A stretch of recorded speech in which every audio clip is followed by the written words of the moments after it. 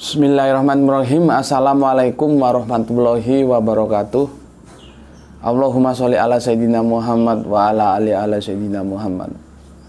Alhamdulillah, Sabtu yang cerah ya, dan matahari memberikan terangnya, memberikan panasnya sehingga begitu cerah di Sabtu pagi ini.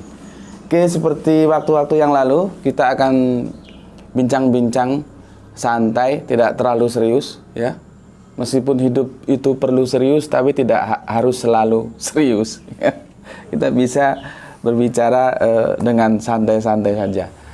Seperti format yang sudah kita lalui, nggak tahu ini beberapa episode ya, sudah yang kita kasih nama mampir ngombe ya. Bahwa di sini topiknya sedikit santai. Mampir ngombe kali ini akan mengambil tajuk yaitu kajian Quran surat 3 ya, surat Ali Imran ya, itu nomor ayat yang ke-55 gitu. Di mana ayat itu sering diajukan oleh teman-teman Kristen kita untuk membenarkan kekristenannya gitu. Sesuatu yang menarik memang ya, ketika mereka menolak Al-Quran sebagai kitab suci, tetapi untuk membenarkan akidah mereka, iman mereka, masih juga menggunakan Al-Quran sebagai dalil argumentasi ya. Jadi sesuatu yang anomali ya, yang anomali ya, karena sesuatu yang ditolak tapi dipakai, yaitu secara kerangka berpikir akademis itu gagal, tidak boleh begitu sebetulnya. Kalau sudah ditolak ya ditolak, kalau diterima ya diterima itu. Dan konsekuensi logisnya itu sesuatu yang tidak boleh begitu ya. Lalu ada yang bertanya, bagaimana tentang teman-teman Islam yang katanya Bible itu palsu? Itu gimana? Toh teman-teman Islam masih juga mengambil apa yang tertera di dalam Bible, khususnya Perjanjian Baru, Injil itu, dalam berargumentasi. Tentu di sini perlu kita jelaskan ya, Bible sendiri itu telah mempunyai permasalahannya sendiri, khususnya yang aku bilang tadi Perjanjian Baru, tapi secara umum memang begitu. Di edisinya itu adalah edisi terjemahan. Dia tidak didampingi oleh edisi aslinya. Jadi kita agak repot ketika mau mengadakan cross check sebetulnya ini originalnya ini bunyinya gimana.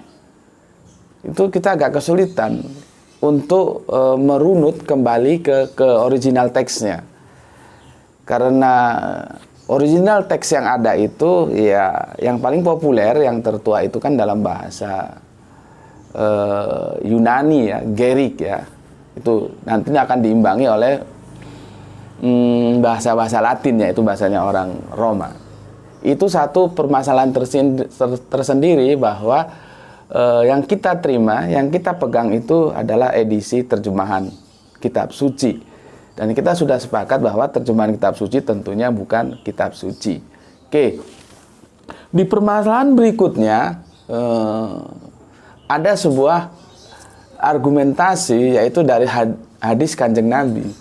Ketika Kanjeng Nabi ditanya bagaimana kita harus bersikap terhadap kitab-kitab yang terdahulu, Kanjeng Nabi itu mengatakan bahwa kita harus ekstra hati-hati. Artinya jangan kamu terima semua dan jangan kamu tolak semua. Itu kalau kita tarik kemudian posisinya sama seperti dengan apa yang pernah kita bahas kemarin, hadis ya. Nanti teman-teman lihat di video di channel ini bahwa Al-Quran itu setara dengan hadis, itu videonya kamu pelajari lagi, dan itu didukung oleh pendapat seorang dosen sekolah tinggi Institut Injili Indonesia ya.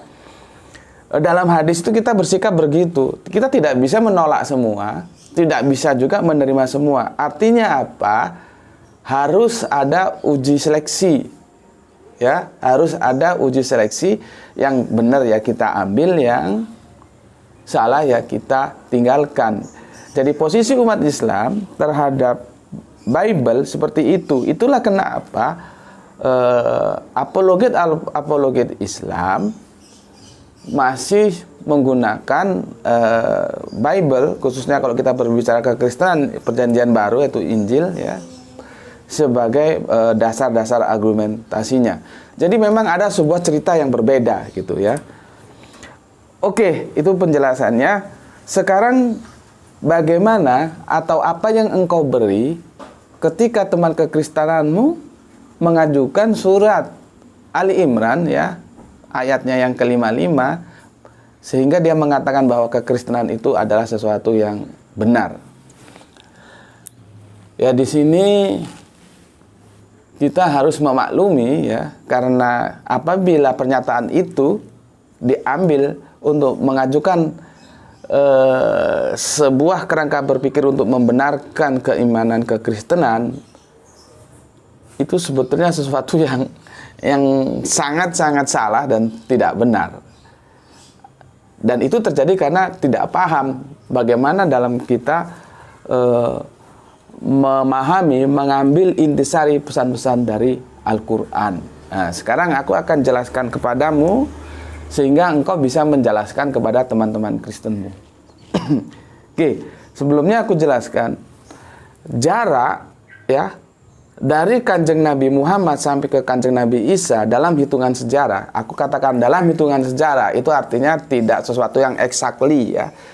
Itu 700-an tahun. Ya. 700-an tahun. Ya. Baru nanti kemudian kalau ke Kanjeng Nabi Musa itu sekitar hampir 1.500-an tahun.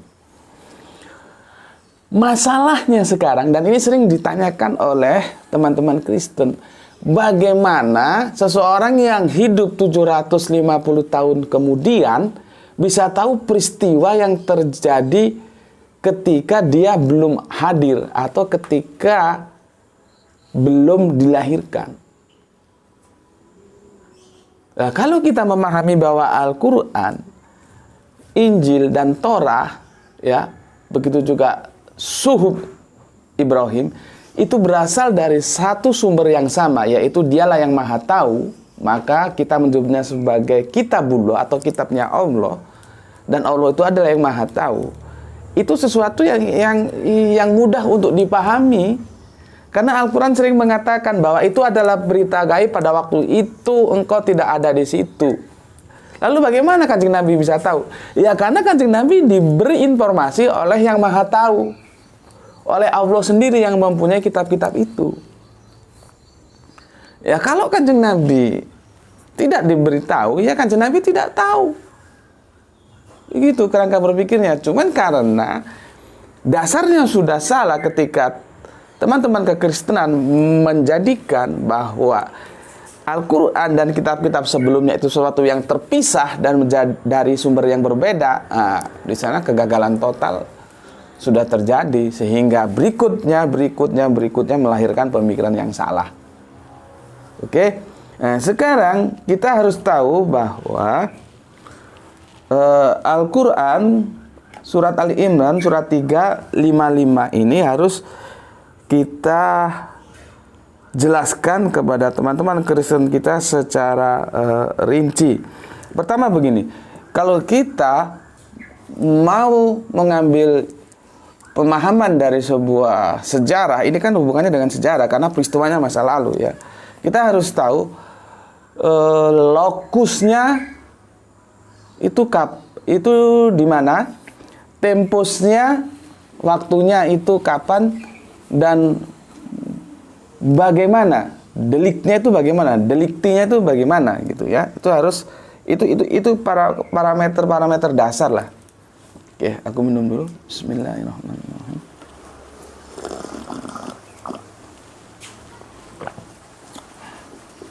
Oke.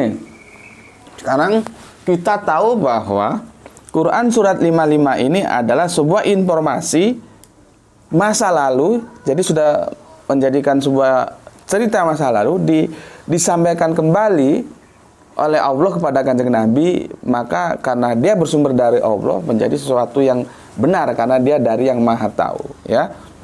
Sehingga dia disebut wahyu atau firman. Begini aku bacakan, ya. Bismillahirrahmanirrahim. Ingatlah ketika Allah berfirman, "Wahai Isa, aku mengambilmu dan mengangkatmu kepadaku serta menyucikanmu dari orang-orang yang kafir."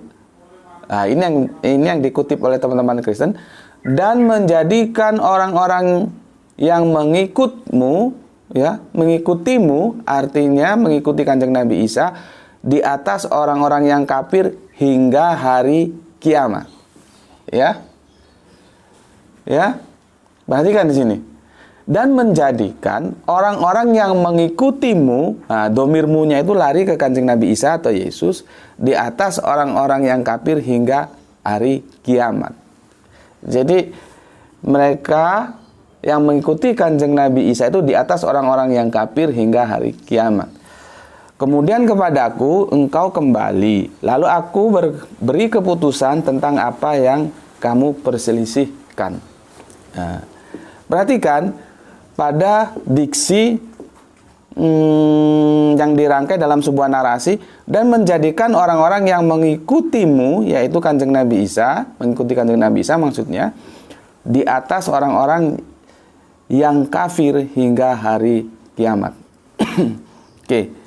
Kita sekarang menggunakan sebuah tools, alat, ya, yaitu tempus delicti. Itu kapan? Gitu loh. Ini kan cerita masa lalu yang diwahyukan kepada Kanjeng Nabi Muhammad. Artinya cerita itu kapan berlakunya? Dulu. Tetapi jangan lupa di sini ada sebuah narasi lagi yang mengatakan hingga hari kiamat. Ya, hingga hari kiamat. Artinya itu akan terus berlaku. Kalau sudah mengatakan bahwa hingga hari kiamat, maka kita bergerak lagi. Yang dimaksud dengan pengikut, ya, di sini ada pengikut, ya, yang mengikutimu. Pengikut Kanjeng Nabi Isa itu yang bagaimana? Itu loh. Ya. Apakah Kristen-Kristen yang ada sekarang itu pengikut Kanjeng Nabi Isa? Itu kan sesuatu yang harus didiskusikan dulu. Jangan kamu ngaku-ngaku Kristen, sekarang pertanyaannya kamu itu mengikuti Kanjeng Nabi Isa tidak? Itu masalahnya. Tetapi sebelum ke sana, aku akan mengeksplor dulu, ya, untuk memahaminya supaya tidak parsial. Aku jelaskan dulu adalah di surat As-Saff, surat 61 ayatnya 14, ya.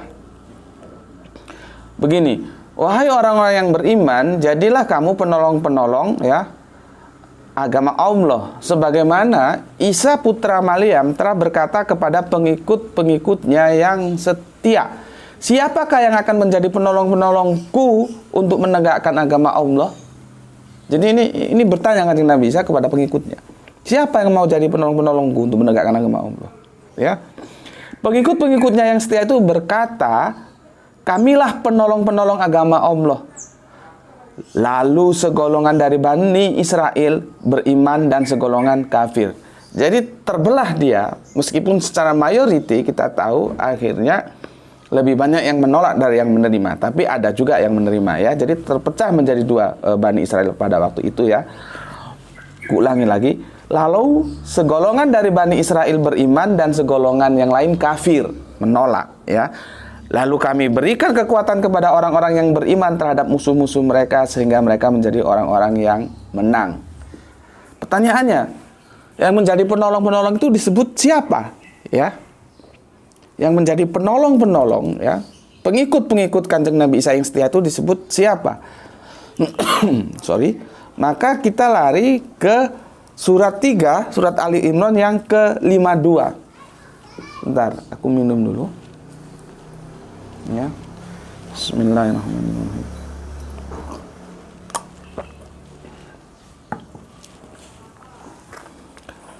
Oke, aku lanjutkan. Surat Al-Imran 3 yang 52. Maka ketika Isa merasakan keingkaran mereka, maksudnya Bani Israel, dia berkata, siapakah yang akan menjadi penolongku? Narasinya hampir sama dengan surat 61 tadi ya. Di ayat yang ke-14, surat As-Saff ya, 61 ayat 14. Ini hampir sama gitu ya. Maka ketika Isa merasakan keingkaran mereka, maksudnya Bani Israel, dia berkata, siapakah yang akan menjadi penolongku untuk menegakkan agama Allah? Para Hawariyun, itu dijelaskan, menjawab, kamilah penolong agama Allah, kami beriman kepada Allah dan saksikanlah bahwa kami adalah orang-orang muslimun. Jelas sekali. Maka kalau kita ditanya, siapakah penolong-penolong agama Allah itu? Ya itulah mereka yang disebut dengan sahabat setianya atau Hawariyun, para Hawariyun. Ya, clear ya? Nah, sekarang kita kembali ke surat 3 ayat 55 ya. Aku ulangi lagi. Dan menjadikan orang-orang yang mengikuti kanjeng Nabi Isa di atas orang-orang yang kafir hingga hari kiamat. Jadi ini temposnya pada waktu lalu peristiwanya, tapi dia akan berlaku sampai hari kiamat. Nah, pertanyaannya sekarang yang menjadi titik permasalahan adalah yang mengikuti kanjeng Nabi Isa itu yang disebut Hawariyun, itu yang bagaimana? Itu loh. Itu yang harus dipahami. Itu yang bagaimana Hawariyun itu? Apakah Kristen-Kristen sekarang itu bisa mengklaim diri? Kalau mengklaim ya terserah saja sebagai pengikut kanjeng Nabi Isa. Yang namanya pengikut dia harus selaras, seia sekata dengan yang diikuti. Begitu loh. Kita ambil salah satu sampel saja ya. Kalau kanjeng Nabi Isa itu sunat, seperti kemarin yang sudah kita singgung tentang sunat ya, yang tentang kita berdiskusi bahwa Paulus itu diutus untuk bangsa-bangsa yang tidak bersunat ya. Nah, pertanyaanku, kalian Kristen sunat nggak? Atau silakan Anda baca di kitab Lukas bahwa usia 8 hari Yesus itu disunat. Bahkan Paulus sendiri itu sunat loh. Karena apa? Itu tradisi sakral Yahudi yang diajarkan sejak zaman kanjeng Nabi Abraham sebagai materai perjanjian kepada Allah. Jadi kalau kalian mengaku, oh kami Kristen, itu kan pengakuanmu yang perlu diuji. Kalau kamu Kristen itu artinya kan pengikut Kristus. Yang namanya seorang pengikut, dia harus selaras dengan yang diikuti. Nah, ketika yang diikuti sunat dan Anda tidak sunat, Anda masih percaya diri mengatakan Anda sebagai orang Kristen. Itu baru dari satu syariah, sunat. Belum akidah. Ketika kanjeng Nabi Isa yang kalian sebut Yesus itu menyembah Allah, tapi sebaliknya malah kalian sendiri menjadikan kanjeng Nabi Isa itu salah satu dari Allah yang tiga itu, yang disebut dengan Tritunggal. Ya, ini masih sesuatu yang sederhana, belum kita kupas secara mendetail. Karena memang pada saat ini harus kita ajukan secara santai, ya. Jadi begitu. Nah, sekarang seandainya lah kalian itu mengikuti kanjeng Nabi Isa benar-benar seperti apa yang kanjeng Nabi Isa lakukan, apakah kalian juga masih bisa disebut Kristen? Ini kan menarik untuk kita diskusikan. Maka kalau kalian masih mengklaim sebagai Kristen, lihat di kitab Yohanes, apa katanya kanjeng Nabi Isa? Aku akan minta kepada Bapa seorang penolong yang lain yang dia akan menyertai engkau selama-lamanya. Yang nanti ini akan kita bahas secara detail ya. adakah nabi dari bangsa Arab? Yang itu masih kita selesaikan dari dari sebuah rangkaian yang harus kita selesaikan itu, entah nanti berapa episode, kita baru menyelesaikan satu episode. Jadi kalau sudah waktunya akan aku selesaikan itu. Ya. Pertanyaanku, seandainya kalian masih mengikuti 100% apa yang dilakukan oleh Kanjeng Nabi Isa, apa yang dilakukan oleh Yesus, pertanyaannya, apakah itu juga bisa dibenarkan? Jawabnya tentu tidak. Karena Kanjeng Nabi Isa bilang, aku akan meminta kepada Bapa seorang penolong yang lain, yang dia akan menyertai engkau selama-lamanya. Nah, siapa penolong yang lain itu nanti akan dijelaskan. Itulah yang aku bilang kemarin bahwa jadikanlah semua bangsa muridku dan baptislah mereka atas nama Bapa, Putra dan Roh Kudus. Yang itu ayatnya ayat palsu, ya. Yang itu dijadikan sebagai amanat agung. Aku kasih tahu, ya. Itu amanat agungnya bukan di situ. Nanti ketika kita mengkupas adakah bangsa nabi dari bangsa Arab, akan aku jelaskan. Amanat agungnya itu sebetulnya adalah kalian harus mengikuti seseorang yang diminta kepada Bapa sebagai penerus perjuangan dakwah Kanjeng Nabi Isa. Begitu. Ya. Jadi harus dipahami kronologis benang merahnya antara Nasrani dan Islam. Itu dari sudut pandang kekristenan. Lalu bagaimana dari sudut pandang keislaman? Dalam sebuah hadis dikatakan, ya, Kanjeng Nabi Muhammad mengatakan, seandainya Musa itu masih hidup, dia harus mengikuti terhadap syariah yang aku bawa. Hadisnya dikatakan begitu. Ya?